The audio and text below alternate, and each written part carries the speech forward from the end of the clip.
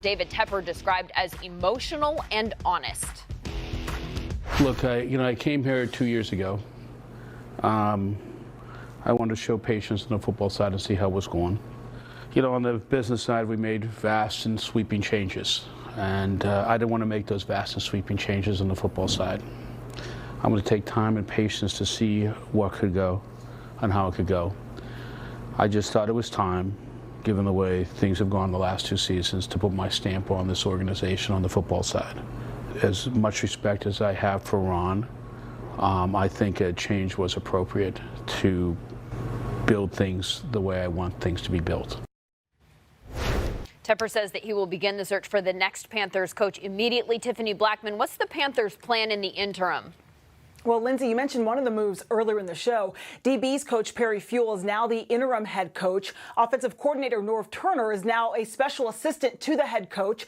And Turner's son, Scott, who was the quarterback's coach, is now the offensive coordinator. So I guess the question is, why isn't Norv Turner, who has plenty of head coaching experience, the interim head coach?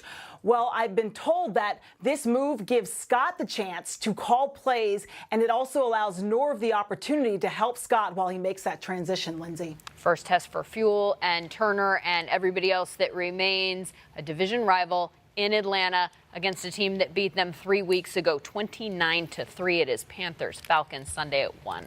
Thank you very much, Tiffany. All right, Lindsay, let's get more on the top story right now. Michael Robinson, what are you hearing out of Carolina? Yeah, I'm just reading the tea leaves going on out there in Carolina. Look, Scott, you got to understand this. David Tepper is a hedge fund guy. He's in the financial industry, right? And so he's always looking for, you put up the investment, I need to see those returns. Yeah. I need to see the returns. And when you look at this Carolina Panthers team, they've lost 4 straight. They've lost, 5 out of the last 6.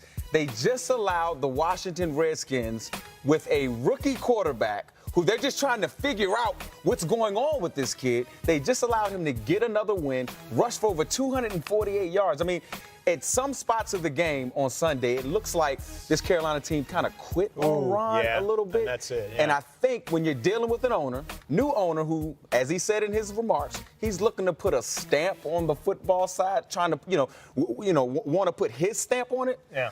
A change had to happen. You look at all the hirings going on behind the scenes, I think even more change is going to happen in Carolina. Well, to be continued on that. We'll see how this Carolina team responds. They are at Atlanta this weekend against a team that has their coach ostensibly on the hot seat. Game day on Thanksgiving, baby. We going to go get this one. We going to get this one. We Raiders. We don't ask nobody for nothing. We come take what we want. Be you, man. We them dogs, bro. All the men here, that's all we got. Look around. This who put in the work. Let it off. I run scared, so I run fast enough. Let's go! We got to show them we for real. We ain't nothing to play with. This is my neighbor. That's my neighbor. Go tell them where we live. See y'all later. Y'all play good. Let's welcome in my man Prime Time. But before we get things started, Prime, let's take a look at the NFC playoff picture. So now you got the Saints sitting atop the NFC playoff picture now. Seattle in the 2 spot. The 49ers drop all the way down to 5. Who do you think comes out of this NFC West? I like San Francisco. I really do. Really? Why? Because they have an unbelievable defense. They just lost to possibly a Super Bowl contender in the Baltimore Ravens and the MVP, Lamar Jackson. But that's it, man. With a couple losses on the season, these guys can flat out do it. And if it wasn't for inclement weather and the way they started out the game, they might have won that one in Baltimore. See, I like the 49ers, man.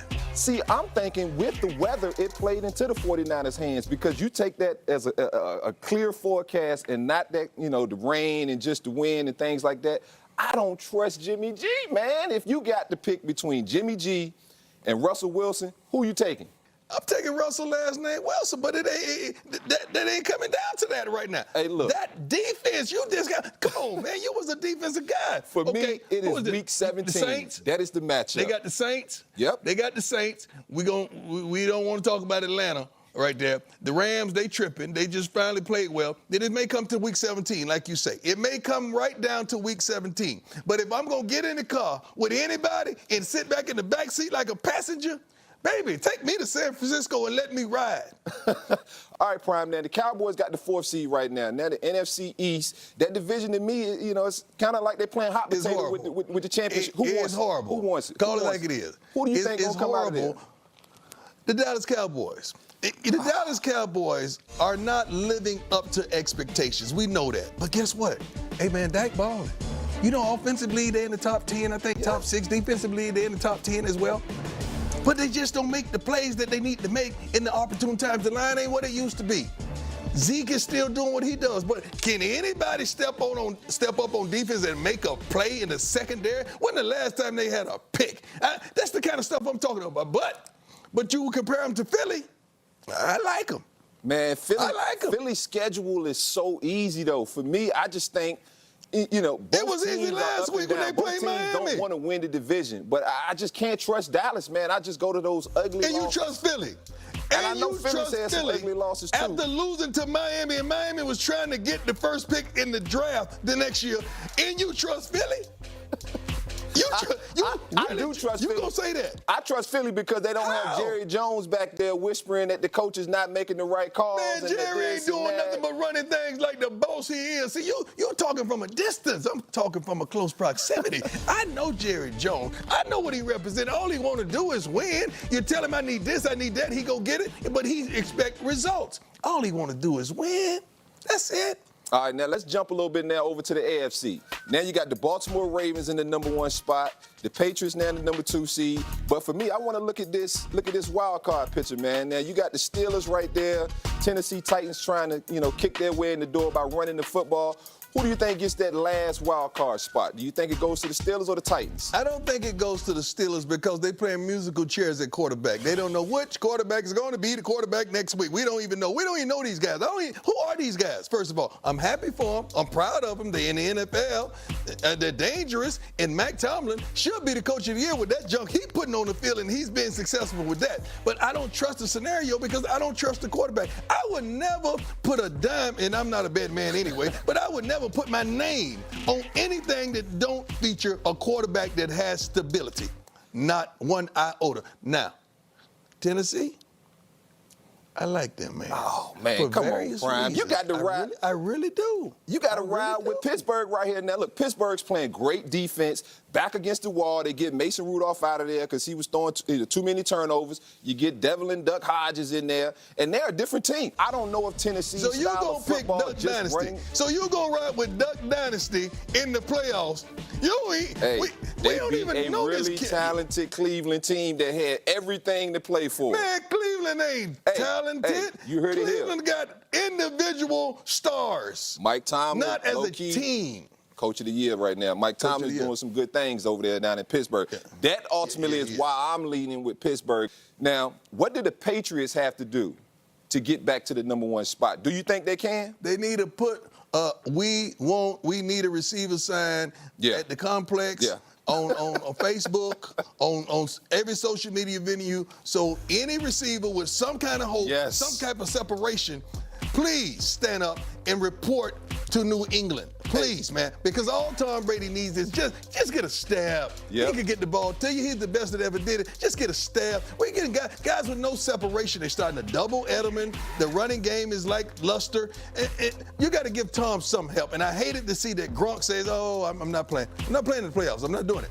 Not doing it. Not doing it back out there. I'd rather be a Laker girl right now with anything." But Gronk is not doing it, and that hurt my heart. So they need to find a receiver. If they can find that, they're going to be right back in the Super Bowl. We can all see plain as day. They're not getting open. Tom has nowhere to throw the ball to, and I don't see any help coming in sight. And so I think your time's coming to an end as reigning supreme over the AFC. Now, let's shift gears a little bit, Prime. We got the NFL all-time team. DB's list came out. Obviously, we know the GOAT Prime is on that list. A lot of other great dudes. Deion Sanders, Champ Bailey, Ronnie Lott, Charles Woodson, Niz Williams. I mean, I could go on and on just talking about what all these dudes meant to me and my game, especially yourself. But what do you think about this list?